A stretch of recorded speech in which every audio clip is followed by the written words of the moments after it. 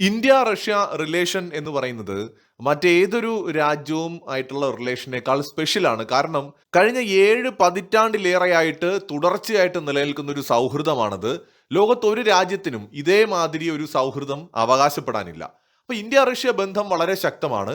ആ ബന്ധം നിലനിൽക്കുമ്പോൾ തന്നെ റഷ്യയെ മാത്രം കൂട്ടുകാരനാക്കി നിർത്തി, സുഹൃത്താക്കി നിർത്തി ഇന്ത്യക്ക് മുന്നോട്ട് പോകാൻ പറ്റില്ല.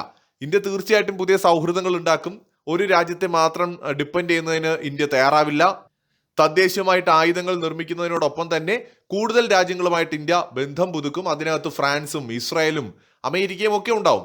പക്ഷെ അപ്പോഴും റഷ്യക്ക് ഇന്ത്യയുടെ ഒരു ചരിത്രത്തിൽ അല്ലെങ്കിൽ ഇന്ത്യയുമായിട്ടുള്ള ബന്ധത്തിൽ ഒരു സ്പെഷ്യൽ സ്റ്റാറ്റസ് എന്നും ഉണ്ടാവും.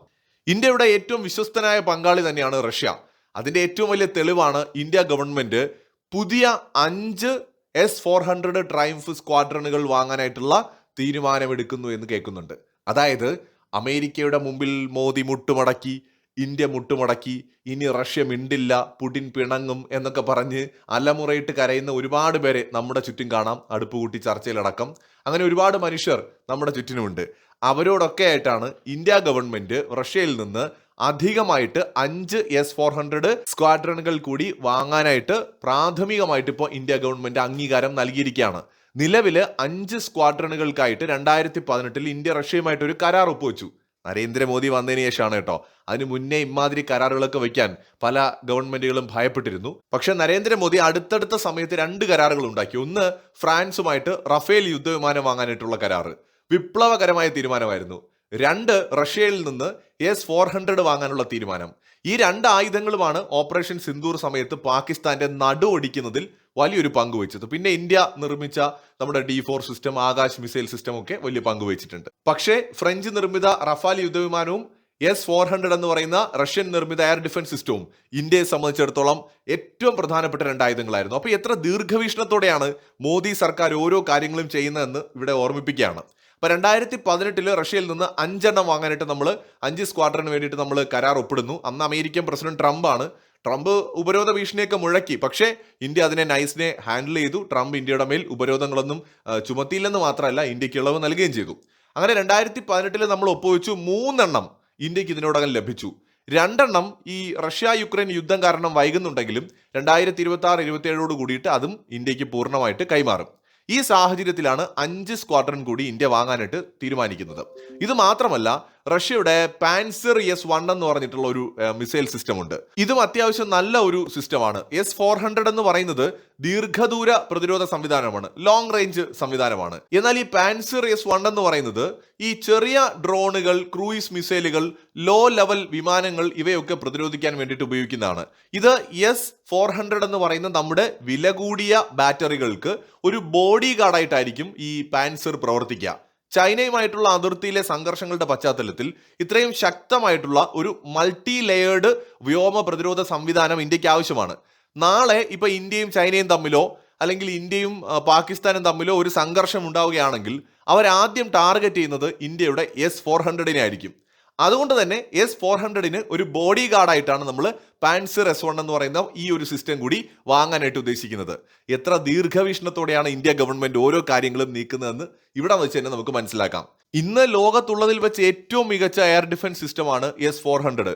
നമ്മുടെ അനുഭവത്തിൽ നിന്ന് തന്നെ നമ്മളത് മനസ്സിലാക്കിയ കാര്യമാണ്. ഇപ്പോൾ നമുക്കറിയാമല്ലോ, ഗൾഫിലും ഇസ്രായേലിലും ഒക്കെ അമേരിക്കൻ എയർ ഡിഫൻസ് സിസ്റ്റംസ് ഉണ്ട്. പക്ഷെ അപ്പോഴും അതിനൊക്കെ ഒരുപാട് പോരായ്മകളുണ്ട്. റഷ്യ S-500 നിർമ്മിച്ചിട്ടുണ്ടെങ്കിലും S-400 പോലെ അത് ഉപയോഗിക്കാറായിട്ടില്ല. അതുകൊണ്ട് തന്നെ ഇന്നും ലോകത്തെ ഏറ്റവും മികച്ച എയർ ഡിഫൻസ് സിസ്റ്റം S-400 ആണ് എന്നാണ് കണക്കാക്കപ്പെടുന്നത്. ഈ സിസ്റ്റത്തിന് ഏകദേശം 400 കിലോമീറ്റർ വരെയുള്ള ദൂരത്തിലുള്ള ശത്രു വിമാനങ്ങളെയും മിസൈലുകളെയും ഡ്രോണുകളെയും ഒരേ സമയം കണ്ടെത്താനും തകർക്കാനും കഴിയും. ലോകത്തിലെ ഏറ്റവും മികച്ച സിസ്റ്റമായിട്ട് ഇതിനെ കാണുന്നതും അതുകൊണ്ടാണ്. അമേരിക്കയുടെ കടുത്ത ഉപരോധ ഭീഷണികൾ അവഗണിച്ചാണ് അന്നും ഇന്ത്യ റഷ്യയുമായിട്ട് ഈ കരാർ ഒപ്പിട്ടത്. ഇനിയും റഷ്യയുമായിട്ട് ഈ കരാറുമായിട്ട് മുന്നോട്ട് പോകുന്നത് അമേരിക്കയുടെ ഭീഷണികളെ വകവയ്ക്കാതെ തന്നെയാണ്. നമ്മുടെ രാജ്യത്ത് പ്രതിപക്ഷ പാർട്ടികൾ, പല പാർട്ടികളും നേതാക്കളും ഒക്കെ നരേന്ദ്രമോദിയെ ലക്ഷ്യം വെച്ചുകൊണ്ട് പറയുന്ന ഒരു കാര്യമാണ് ഇന്ത്യ റഷ്യയിൽ നിന്ന് എണ്ണ ഇറക്കുമതി നിർത്തി എന്നുള്ള കാര്യം. അതായത് റഷ്യയിൽ നിന്ന് എണ്ണ വാങ്ങുന്നത് കുറഞ്ഞു എന്നും അത് റഷ്യയുമായിട്ടുള്ള ഇന്ത്യയുടെ ബന്ധത്തെ ബാധിച്ചു എന്നുമൊക്കെയാണ് പലരും പ്രചരിപ്പിക്കുന്നത്. ജിയോ പൊളിറ്റിക്സിനകത്ത് രാജ്യങ്ങൾ തമ്മിലുള്ള ബന്ധം അല്ലെങ്കിൽ റിലേഷൻ എങ്ങനെയാണ് വർക്കാവുന്നത് എന്ന് അറിഞ്ഞിട്ടും അല്ലെങ്കിൽ അറിയാതെയോ പലരും ഇത്തരം വാർത്തകൾ പ്രചരിപ്പിക്കുന്നുണ്ട്. ഇന്ത്യ ഇസ്രായേലുമായിട്ടോ അമേരിക്കയുമായിട്ടോ അടുത്താലോ അല്ലെങ്കിൽ എന്തെങ്കിലും കരാറുകൾ ഉണ്ടാക്കിയാലോ ഉടനെ അയ്യോ റഷ്യ പിണങ്ങുകയെ എന്ന് പറഞ്ഞുകൊണ്ട് കുറെ ആൾക്കാർ വരാറുണ്ട്. സോ അവർ മനസ്സിലാക്കാൻ വേണ്ടിയിട്ടാണ് അങ്ങനെയല്ല രാജ്യങ്ങൾ തമ്മിലുള്ള റിലേഷൻ. ഇപ്പോൾ റഷ്യ പിണങ്ങുമെന്ന് പറയുമ്പോൾ നമുക്ക് റഷ്യയോടും പിണങ്ങാം. റഷ്യ ആയുധങ്ങൾ ചൈനയ്ക്ക് കൊടുക്കുന്നില്ലേ, സപ്പോർട്ട് ചെയ്യുന്നില്ലേ, അതിന്റെ പേരിൽ നമുക്കും പിണയും കൂടെ. അപ്പോൾ ഓരോ രാജ്യങ്ങളും അവരവരുടെ നിലനിൽപ്പാണ് നോക്കുന്നത്. അതേ സമയത്ത് തന്നെ പ്രത്യേകതരം റിലേഷൻസ് രാജ്യങ്ങൾ മെയിൻറ്റെയിൻ ചെയ്യുകയുമാണ് പതിവ്. ഇനി ഇന്ത്യ റഷ്യയിൽ നിന്ന് എണ്ണ വാങ്ങില്ല എന്ന് പറയുന്നവർ മനസ്സിലാക്കാനായിട്ടാണ് ഏറ്റവും പുതിയ റിപ്പോർട്ടുകൾ പ്രകാരവും കഴിഞ്ഞ മാസം ഇന്ത്യയുടെ ഏറ്റവും വലിയ ക്രൂഡ് ഓയിൽ വിതരണക്കാർ റഷ്യ തന്നെയാണ്. മൊത്തം എണ്ണ ഇറക്കുമതിയുടെ ഒരു വലിയ ശതമാനവും റഷ്യയിൽ നിന്ന് തന്നെയാണ് ഇന്ത്യ കഴിഞ്ഞ മാസം വാങ്ങിയത്. പ്രതിപക്ഷത്തിന്റെ ആരോപണങ്ങൾ അടിസ്ഥാനരഹിതമാണെന്ന് ആ കണക്കുകൾ വ്യക്തമാക്കുന്നുണ്ട്. റഷ്യയുമായിട്ടുള്ള എണ്ണ വ്യാപാരം ലാഭകരമായി തുടരാൻ ഇന്ത്യക്ക് കഴിയുന്ന സമയത്ത് തന്നെയാണ് ഇന്ത്യ റഷ്യയിൽ നിന്ന് കൂടുതൽ S-400 പുതിയ മിസൈൽ സിസ്റ്റംസും ഒക്കെ വാങ്ങാനായിട്ട് ധാരണയിലേക്ക് എത്തുന്നതും. ഇതിൽ നിന്നെല്ലാം ഒരു കാര്യം വ്യക്തമാണ്, നമ്മുടെ രാജ്യം ഒരു രാജ്യത്തിന് മുന്നിലും തല കുനിക്കാൻ പോകുന്നില്ല. അമേരിക്കയുടെയോ ഇസ്രയേലിന്റെയോ ഇനി റഷ്യയുടെയോ ഫ്രാൻസിന്റെയോ ഒരു രാജ്യത്തിന്റെയും സമ്മർദ്ദങ്ങൾക്ക് മുന്നിൽ ഇന്ത്യ വഴങ്ങിക്കൊടുക്കില്ല. പ്രധാനമന്ത്രി നരേന്ദ്രമോദിയെ സ്വാധീനിക്കാനും ഇതിനൊന്നും കഴിയില്ല. കാരണം ഇന്നത്തെ ഇന്ത്യയുടെ നയം വളരെ വ്യക്തമാണ്. India first. ഇന്ത്യയുടെ ദേശീയ താല്പര്യങ്ങൾക്കും സുരക്ഷയ്ക്കും മാത്രമാണ് നിലവിലെ ഭരണകൂടം മുൻഗണന നൽകുന്നത്. റഷ്യ ഇന്ത്യയുടെ എക്കാലത്തെയും വിശ്വസ്ത പങ്കാളിയായിട്ട് തുടരുമെന്ന് ഈ നീക്കങ്ങളിലൂടെ തന്നെ നമുക്ക് കൃത്യമായും കാണാൻ കഴിയും. മറ്റൊരു വീഡിയോയുമായി വീണ്ടും കാണാം.